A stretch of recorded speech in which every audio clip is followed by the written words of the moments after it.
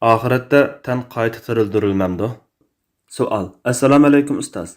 Yaqinda bir vazxonning to'rg'a chiqargan videosida qiyomat kuni jannatga kirdiganimi bizning ruhimiz, ma'u badanimiz bu dunyoda qoladi deganligini angladim. Bu xil aqida to'g'rimi? Shundaqla bu qarash tarixdagi qaysi firqalarga oid? Mushu haqida konkret tushuncha bergan bo'lsalar. Alloh sizdan rozi bo'lsin. Javob. Va alaykum assalom va rahmatullohi va barakatuhu. Barliq hamd sanolar Janobi Allohga bo'lsin. Durud va salomlar payg'ambarimizga, u zotning oila taobatlariga, ashablarga va u zotga toki qiyomatgacha ergashganlarga bo'lsin. Islom aqidasida oxiratda Alloh subhanahu va taolo jami bandalarning tanlarini qayta tirildirdi va ruhlarni tanlariga qaytarib, ularni hisob olish uchun mahshargohga to'playdi deb e'tiqod qilish shar'an vojibdir. Chunki aqida istilohida al-ba's deb ataladigan bu aqida Qur'on, hadis va salaf solihlarning ijmosi bilan isbotlangan islom aqidasining ruknlaridan biridir. Shunga kimki buni inkor qiladi ekan, Qur'onning aniq oyatlariga tangan bo'ladi. Ba'zi bir azg'un aqidaliklar, shundaqla bir qism faylasuflar oxiratda tanning qayta tirildirilishi yo'q, oxiratda ruhli bo'ladi, tan bo'lmaydi, chunki o'lib tugagan tanni qayta asliga keltirish muhol deb qaraydi. Bu azg'un aqida islom aqidasiga zid bo'lib, bu aqidadagi faylasuflarni Hujjatul Islom Abu Hamid G'azali Tahafutul Falasifa nomli kitobida kofir demay bo'lmaydi deb qaragan va bu e'tiqodning islomga qat'iy udul kelmaydiganligini, buning payg'ambarlarni yolg'onchi deb e'tiqod qilishga opirdiganligini bayon qilgandir. Chunki bu xato e'tiqod tanning o'tda ko'yishini, jannatni va uningdagi nozu ne'mat hamda va'da qilingan nurg'un narsalarni inkor qilishga, Alloh taolaning chirib ketgan tan parchalarini yig'ib jamlab qayta asliga keltirishga, tirildirishiga bo'lgan qudratiga iymon keltirmaslikka, natijada ateizmga olib boradi. Shunga bu xato aqidani tashviq qilganlar darhol tavba qilib iymonini yanglishi, bu buzuq aqidani tashviq qilishdan darhol to'xtashi kerak. Bu yerda shuni ta'kidlab qo'yish kerakki, qayta tirilish, hisob kitob, jazo mukofot qatorliqlar iymon va aqidaning asosiy ruknlaridandir. Bu aqidani burmalash, salih amalga intilish va gunoh ma'siyatlardan yiroq turish qatorliqlarning buzilishiga sababchi bo'ladi. Faylasuflarning oxiratda tan qayta tirildirilmaydi, chunki o'lib tugagan tanni qayta asliga keltirish mumkin emas degan qarashiga Imom Sa'duddin Taftazani ularning falsafa tili bilan bo'lishi muqarrar yoki bo'lishi mumkin emasligiga pokit bo'lmagan narsa faylasuflarning prinsipi bo'yicha bo'lishi mumkin hodisalar kategoriyasidadir. Shunga yo'q bo'lgan tan qayta tirildirilmaydi deyilsa, uningga cho'qim pokit keltirish kerak deb kuchli radiya berish bilan birga qayta tirildirish boshda yo'qdan yaratqanga o'xshash, balki texi shuning dal o'zidir. Chunki gap yo'q bo'lib ketgan tanning qayta tirildirishida bo'lyotidi. Bir narsaning bir vaqtda mumkin bo'lib, yana bir vaqtda mumkin bo'lmasligi muholdir. Chunki vaqtning bu ishda ta'siri yo'qdir. Bu vajidan qayta tirildirish bar qilishdan farqli bo'lmaydi deb ularni mat qilgan. Imom G'azalimi ulardan tanning qayta tirildirishining muholliqiga dalil talab qiladi va oxiratda ruhoniy va jismoniy saodatning shundaqla shaqovatning jam bo'lishiga to'salg'u bo'ladigan narsa nima deb savol qo'ydi. Albatta, buningga ularning dalili yoki javobi yo'q. Aksicha, ahli sunnat va jamoaning mo'tabar va eng buyuk imomlaridan biri Imom Abul Hasan Ash'ari rahimahulloh mubodo qayta yaratishning mumkinligiga nima dalil bor deyilsa, dalil shuki, Alloh taolaning uni ilgari bo'lib boqmagan bir shaklda yo'qdan yaratganligidir. Dastlabda uni yaratgan bo'lsa, keyinmi yarata oladi. Chunki har ikkisi o'xshash. Alloh taolo uni eng dastlabda yaratgan zot tirildirdi. Yasin surasi 78-79 oyatida dastlabki yaratishni keyingi yaratishning mumkinligiga dalil qilgan. Deb tanning qayta tirildirishining mumkinligiga dalil keltirgan. Ahli sunnat va jamoaning mo'tabar va eng buyuk imomlaridan yana biri Imom Abu Mansur Maturidi rahimahullohmu tafsirida azg'unlarning qarashini mono so'zi bilan o'rib tashlagan edi. Mazkur oyatda batinilarning so'zini va qarashini o'rib tashlashga dalil bordir. Chunki ular insonni qayta yaratish dastlabda yaratgan suratda va tanda bo'lmaydi. Balki ular ko'rgan tanlardan boshqacha ruhoniy nafslarni yaratadi degan bo'lg'achqa, mazkur oyat ular yaratilishni inkor qilgan va muhol sanagan so'ngaklarni yaratadiganligini xabar qilgan. Shunglashqa boshqa bir oyatda Alloh taolo shubhisizki sizlar dastlabki yaratishni bildinglar. Ya'ni dastlabda Allohning sizlarni yo'qdan bar qilganligini tunudinglar. Sizlar Allohning sizlarni dastlab yaratganidek qayta yaratishni o'ylamamsizlar. Voqea surasi 62-oyat. Deyish orqali Allohning qayta yaratishni inkor qilishiga qarata ularning dastlabki yaratishni bildiganliklarini pokit qildi. Undaq bo'lmaydigan bo'lsa edi, ularga uni pokit qilish o'rinsiz bo'ladi. Demak, u zot insonlarni dastlabki shaklda qayta yaratadi. Yaqinqi zaman Hindiston ulamolaridan ustoz Vahiduddin Xon bu vaqtda hayot bir qatim yuz bergan tursa, ikkinchi qatim aynan takrorlanishi nima uchun mumkin bo'lmog'idek? Biz bugun yashayotgan bu tajriba ikkinchi qatim yuz berishi qandoqsiga muhol bo'lg'udak. Logika va inson aqliga nisbatan hozirgi paytda bir hodisaning yuz berganligini tan ilib turib, kelajakda yuz berishni inkor qilishdanmi ig'ir dushmanlik bo'lmas deydi. Darvaqa bar bo'lgandan keyin chirigan yoki hayot bo'lgandan keyin o'lgan va parchalarga bo'linib ketgan narsaning qayta asliga kelishi mumkinat doirasidagi ishdir. Yana ularga javoban mundaq deyishga bo'ladi. Tanning chirib butunlay yo'qolib ketishiga dalil yo'q. Balki tuproqdek boshqa moddaga aylanib ketadi. Natijada tamoman yo'qolmay, tanning surati va moddasi boshqa suratga va moddaga almashadi. Yo'qolmaydigan va almashmaydigan kichik bir javhar qoladi. Bu javharni oxirida bayon qilamiz. Valhasil, faylasuflarning tanni qayta paydo qilish muhol degan so'zi qayta tirildirish bar qilishdan farqli bo'lmaydi deyish bilan g'olab tushganidek, tan yo'qoladi degan so'zimi haqiqatga zid keladi. Tanning qayta tirildirilganligi islomda sabit aqida bo'lganlikdan ahli sunnat bu aqidaning isbotlanishi oyat va hadislardan iborat sam'iy dalillar bilan bo'ladi deb qarasa, mu'tazilalar aqida bilan deb qaragan. Qaraydigan bo'lsak, oxiratda tanning qayta tirildirilganligini aniq ifodalagan oyat va hadislar ko'pdir. Masalan, u bizga insonning qayta tirildirilishini yiroq sanab, chirigan so'ngaklarni misol qilib ko'rsatdi. O'zining yaratilganligini bo'lsa untidi. U chirib ketgan so'ngaklarni kim tirildiradi dedi. Aytqinki, uni eng dastlab yaratgan zot tirildirdi. U har maxluqni bilguchidir. Yasin surasi 78-79 oyatlar. Mubada qayta tirildirilish ruh bilan bo'lgan bo'lsa, so'ngaklarni tirildirishda munozara qilishning nima foydasi? Qiyomat kuni Alloh ularni hisob olish uchun yig'idi. Ularga dunyoda turgan muddati kunduzda ozg'in vaqt turgandek qisqa bilinadi. Ular o'zaro tanishadi. O'zlarining Allohga muloqot bo'lishini, ya'ni o'lgandan keyin tirilishini inkor qilganlar cho'qim ziyon tortadi. Ular to'g'ri yo'l topmadi. Yunus surasi 45-oyat. Albatta, o'zaro dunyoda biladigan chiroy shakli orqali tanishadi. Qiyomat kuni bilan qasamki, o'zini malomat qilg'uchi nafs bilan qasamki, sizlar cho'qim tirildirilsizlar. Sizlardan cho'qim hisob ilinadi. İnsan, ya'ni kafir bizni o'zining chirib tarqalib ketgan so'ngaklarni jam'iy qila olmaydi deb gumon qilamdi. Undaq emas. Ya'ni uning so'ngaklarini jam'iy qilamiz. Uning eng inchika, eng nozik bo'lgan barmoq uchlarini asliga keltira olamiz. Qiyomat surasi 1, 2, 3, 4 oyatlar. Sur chalinganda osmonlardagi va zamindagi Alloh xohlagandan boshqa maxluqlarning hammasi o'ladi. Andin sur ikkinchi qatim chalinganda nagahan ular turib nimaga buyurilganliklariga qarab turdi. Zumar surasi 68-oyat. Tallar qayta tirildirilmasa, ular qandoqsiga o'ri turib qaraydi. O'z vaqtida Ibrohim, Parvardigorim, o'liklarni qandoq tirildiradiganligini menga ko'rsatgan dedi. Alloh o'liklarni tirildira oladiganligimga ishonmadingmi dedi.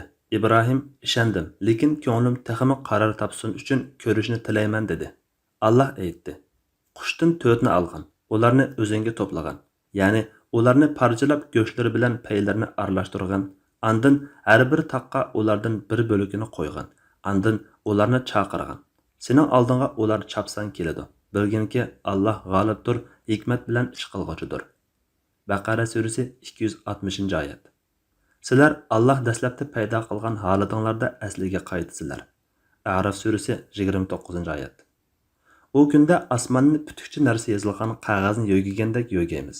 Maxluqlarni dastlabda qandoq yaratgan bo'lsak, shu holatiga asliga qaytaramiz. Bu biz ustimizga olgan va'dadir. Uni cho'qim ishga oshiramiz. Anbiya surasi 104-oyat. Osmonlarni va zaminni yaratgan zot ularning o'xshashini yaratishga qodir emasmi? U buningga qodir. Alloh mahir yaratquchidir, hammani bilguchidir. Yasin surasi 81-oyat. Shubhasizki, bizning oyatlarimizni inkor qilganlarni do'zaxga kirgizamiz. Ularning terilari pishib tugagan chaqda azobni yetitish uchun o'rniga boshqa teri yangiishlaymiz. Alloh haqiqatan g'olibdir, hikmat bilan ish qilg'uchidir. Nisa surasi 56-oyat. Haq Taala Qaf surasida bayon qilgan qayta tirilishni inkor qilguvchilarning biz o'lib to'pi bo'lib ketgandan keyin tirilib ilgirki holatimizga qaytamdiq.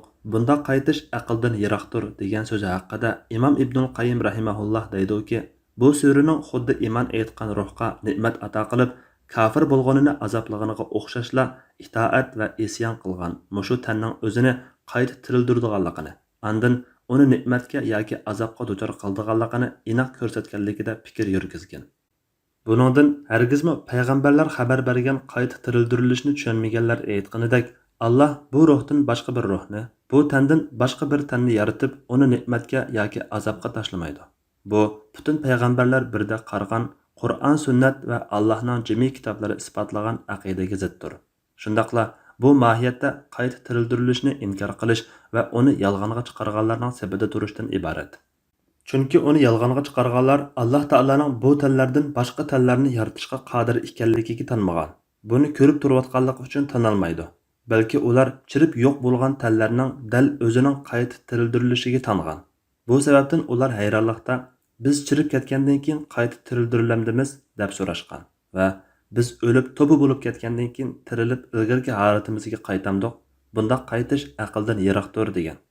Alloh taolo boshqa moddaga aylanib ketgan tan parchalarini bilguchidir va uni qayta jamlab qurashtirishga qodirdir. Ular biz o'lib to'piga va quruq so'ngakka aylangan chaqda biz cho'qim tirildirilamdiq, ota-bobolarimizni tirildirilamdi deydi.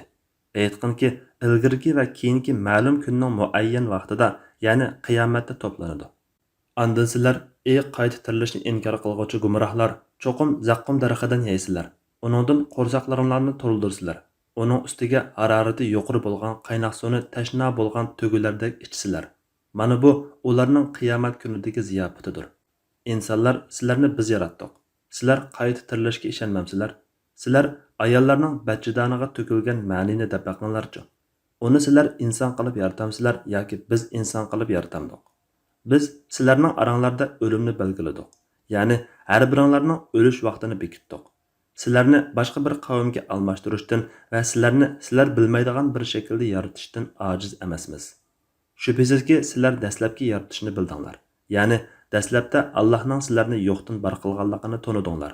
Sizlar Allohning sizlarni dastlab yaratganidek qayta yaratishni o'ylamamsizlar. Voqea surasi 47-oyatdan 57-oyatgacha. Uningdan boshqa yana Araf surasi 57-oyat, Ra'd surasi 5-oyat, Isra surasi 49-oyatdan 51-oyatlar, 98 va 99-oyatlar, Mu'minun surasi 35-oyat, Naml surasi 67-oyat, Rum surasi 27-oyat, Saffat surasi 16-oyatdan 24-oyatgacha, Saba surasi 7-8-oyat, Fussilat surasi 39-oyat, Voqea surasi 47-oyatdan 50-oyatgacha, Naziat surasi 9-oyatdan 14-oyatgacha, Tarix surasi 3-oyatdan 9-oyatgacha qatorliq nurg'un oyatlarda Qur'on Karim bu vaqtda alohida to'xtalganki, bularning hammasi kofirlar bilan payg'ambarlar o'rtasidagi munozirlar asosligi oxiratda o'lgan insonni tinini ruhi bilan qayta tirildirish va uningga Allohning kamoli qudratini bayon qilishdan iborat mushu nuqtaga markazlashganligini aniq ko'rsatdi. Demak, o'lgan inson parchalarini jamlab tirildirish yoki uni jamlamasdan qayta bar qilish bo'lsa, boshda insonni yo'qdan bar qilishdan qulay. Balki bu Alloh taolaning qudratiga nisbatan o'xshash. Buni Ibrohim alayhissalomning talabi bilan Alloh taolo Baqara surasining 260-oyatida bayon qilganidek amaliy ko'rsatib qo'ygandir. Bu vaqtdagi hadislarning mazmunlari mutawatirlik darajasiga yetgandir. Masalan, Sahihaynda Ibn Abbas radhiyallohu anhuma rivoyat qiladi-ki, Rasululloh sallallohu alayhi va sallam haqiqatan sizlar qiyomat kuni yalong oyoq, yalang'och, xatmi qilinmagan holda to'plang'uchisizlar dedi. Andin bunu oyatni o'qidi. Eng dastlabki maxluqni yaratganimizdekla uni qaytaramiz. Bu biz ustimizga olgan va'dadir. Biz cho'qim ishqa oshirg'uvchilarimiz. Anbiya surasi 104-oyat. Andin mundoq dedi. Qiyomat kuni xaloyiq ichida birinchi bo'lib kiyim kiydirilgan kishi Ibrohim alayhissalom bo'ladi. Mening sahobalarimdan bir qism kishilar so'l tarafga elib ketiladi. Bu chaqda men sahobalarim desam Rabbim. ular sendan ayrilgandan buyon orqalariga yenib murtad bo'lib ketgan deydi. Men Allohning solih bandasi Isa alayhissalom degandek deymanki, men ularning orasida bo'lgan muddatda ularga ko'zatchi edim. Meni qabzruh qilganingdan keyin ularga sen ko'zatchi eding. Sen hamma narsadan xabardorsan. Agar ularga azob qilsang, ular sening bandalaringdir. Agar ularni mag'firat qilaversang, sen aziz hikmat bilan ish qilg'uchidirsan. Maid surasi 117-118 oyatlar. Yana Usama radhiyallohu anhu rivoyat qiladi-ki, Rasululloh sallallohu alayhi va sallam aytdiki, qiyomat kuni bir odam elib kelinib, do'zaxga tashlanib, shu yerda uchaylari ichidan etilib chiqadi. U yarg'onchoqqa qatgan eshakdek chirgilaydi.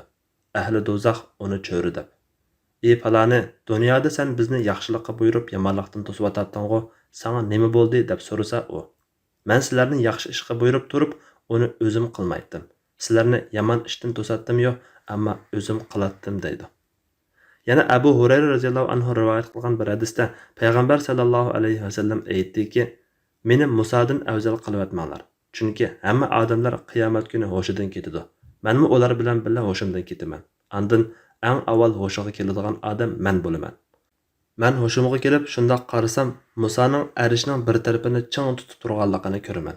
Buningda Musa kishilar bilan hushidan ketib, mendan burun hushiga kelganmi yoki Alloh kishilar bilan birga behush qilishdan mustasno qilganlardanmi bilmayman. Oxiratda tanning qayta tirildirilishi bo'lmaydi. Oxiratda ruhli bo'ladi, tan bo'lmaydi degandek azg'un e'tiqod bir tarafdan Alloh ziminiga payg'ambarlarning jasadini yeyishni harom qilgan degan mazmundagi hadislarga va ahli sunnatning payg'ambarlarning jasadi chirimaydi degan e'tiqodiga zid keladi.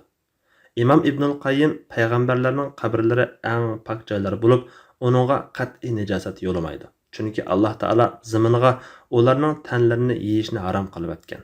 Shunlashqa ular qabrlarda chirimagan holatlardadir degan. Mazkur azg'un e'tiqod yana bir tarafdan payg'ambarlardan boshqa insonlarning jasad o't ko'ydirilsimi, hatto kislotada eritib o'tilsimi yo'qolmaydigan quyruq so'nkining uchidagi qayta tirilishning asos moddasi bo'lgan nihoyat kichik uruq ajibu zanatning har qanday sharoit va ahvolda qat'iy chirimaydiganligiga, insonlarning shuningdan qayta qurashtiriladiganligiga doir sahih hadislarga va bu vaqtdagi ahli sunnat e'tiqodiga hamzat keladi. Quyruq so'ngiki sahihaynda payg'ambar sallallohu alayhi va sallam ikki po'lashning oraliqidagi vaqt 40. Andan Alloh osmondan yomg'ir yog'dirsa, ular xuddi o't cho'p ungandek unishidi. Faqat birla ustixondan boshqa insonning ham yeri chirib ketadi. U bo'lsa-mu umurtqa quyruqining uchidir. Uningdan inson qiyomat kuni qayta qurashtiriladi degan. Ba'zi hadislarda bu modda dastlabki yaratilishning keyingi yaratilishning javhar moddasi ekanligi ifodalanib, tuproq odam balasining ajibdan boshqa butun a'zolarini yeb tugitadi. Inson ajibdan yaratilgandir. Yana uningdan qayta qurashtiriladi deyilgan.